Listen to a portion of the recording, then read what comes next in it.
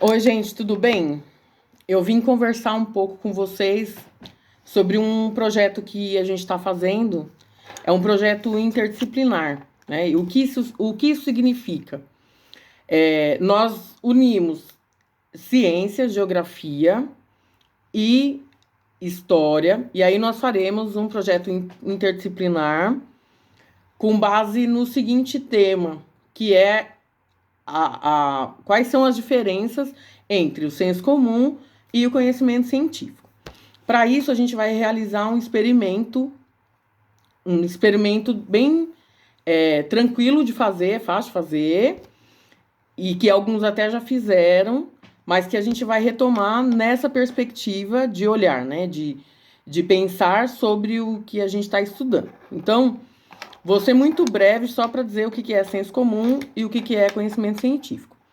O senso comum, ele vem daquele conhecimento que a gente vai aprendendo com a nossa família, nossos vizinhos, nossos amigos, e que a gente não sabe a origem, não sabe onde veio, não sabe onde é que começou, e a gente vai repassando aquilo como se fosse verdade, mas muitas vezes a gente nem parou para pensar na situação. Vou dar um exemplo bem bobinho, assim, só para vocês pensarem. Quando eu tinha a idade de vocês, uma tia dizia, e várias tias, várias parentes da minha família, diziam que a gente não podia dormir com a porta aberta do guarda-roupa, tinha que deixar a porta do guarda-roupa fechada, porque senão nós teríamos pesadelo à noite, a gente teria pesadelo durante o nosso sono. E eu passei anos da minha vida, né? Criança, fui vivendo com aquilo, né? E eu não conseguia provar para ninguém, nem contestar, porque imagina, os adultos da minha família estavam dizendo aquilo para mim, né? Como é que eu ia falar que aquilo era mentira, ou que aquilo não tinha nenhum fundo de verdade, né?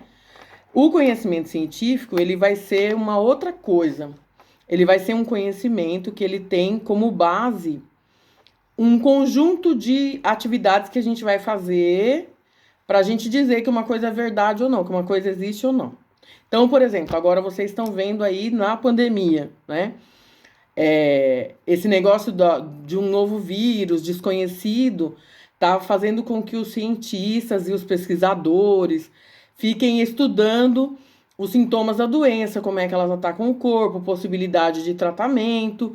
E aí tem várias pessoas, vários cientistas pelo mundo procurando vacina para a corona, né? O coronavírus aí, a Covid-19.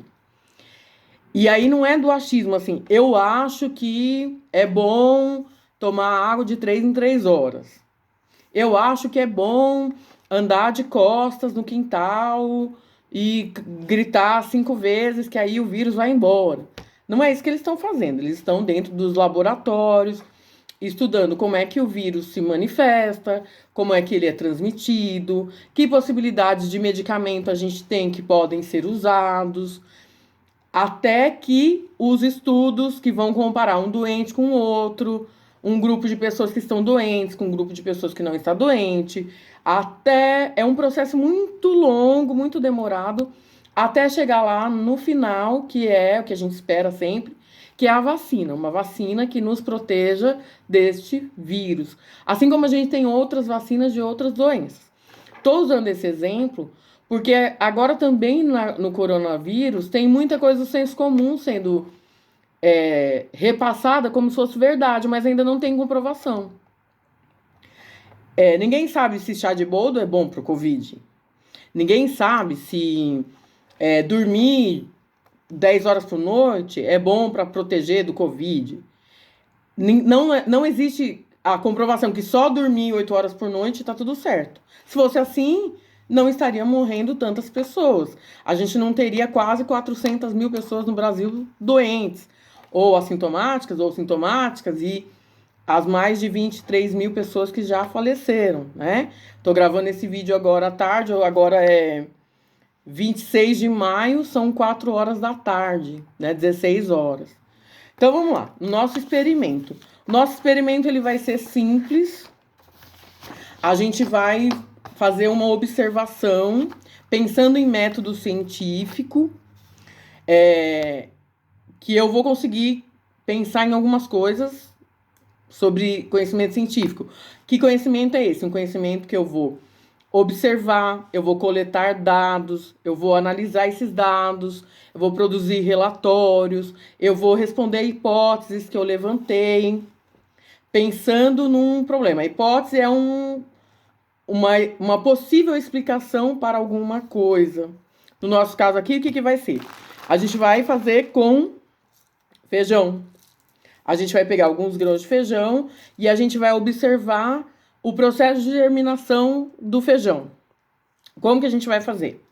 Nós vamos separar 2 potes, vocês vão escolher 2 potes do seu gosto, de preferência transparente, para vocês conseguirem ver o que está acontecendo dentro, mas não é uma coisa indispensável.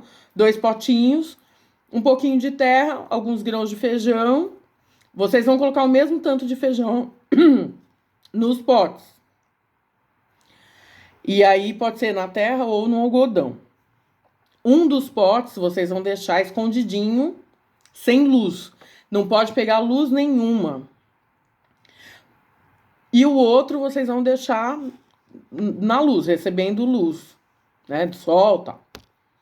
Um lugar que essas sementes possam receber luz.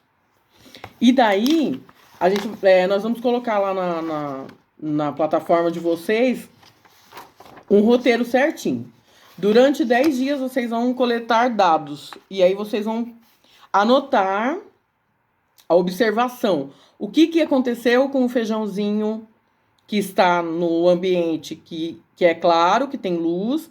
E o que aconteceu com a semente que está no escuro, que não está recebendo luz.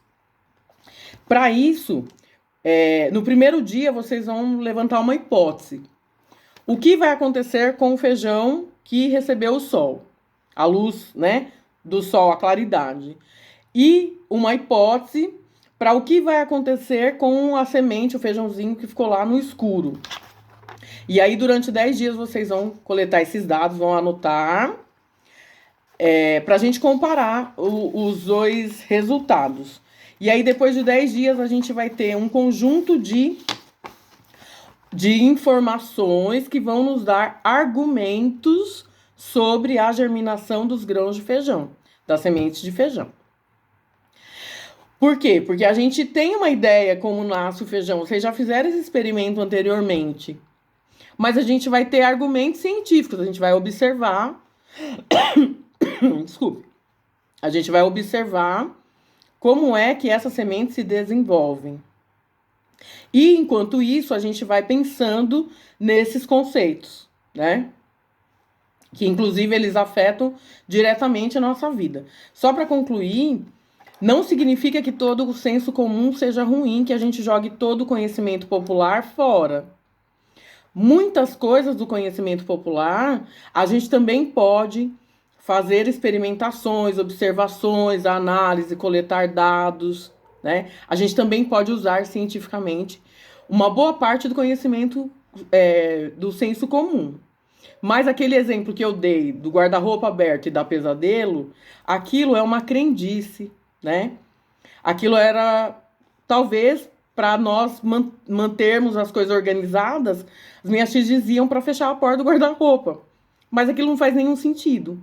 Então, aquilo não é uma verdade, né? Agora, quando as pessoas que muitas vezes não têm noção do conhecimento científico, vamos pensar uma pessoa que trabalha lá na roça plantando esse feijão lá na roça, e ela nunca estudou numa escola formal. Ela aprendeu de um modo com quem estava por perto, que tinha domínio daquelas técnicas de cuidar da terra, plantar a semente, fazer essa semente germinar até colher o feijão que vai lá para o nosso prato servir de alimento. Tudo bem? Então, a gente tem que ter essa observação. E a gente vai ter uma série de argumentos agora com o nosso feijãozinho que a gente vai plantar lá no algodão ou na terra, e a gente vai ficar alguns dias aí pensando nisso, tá bom? Que corra tudo bem aí no experimento de vocês e que vocês consigam ter bastante argumentos para a gente discutir aí o nosso projeto, tá bom? Que a gente tenha bastante sucesso aí nos nossos estudos e força aí para vocês no isolamento social. Estamos juntos e em breve a gente volta lá para a escola e a gente vai fazer isso junto, tá bom? Um beijo, cuidem-se e anotem todas as coisas lá no relatório que vocês vão fazer do experimento, tá bom? Um beijo para todos, um abraço, abraço, abraço, abraço. Saudades e dedicação aí no experimento, tá bom? Beijão!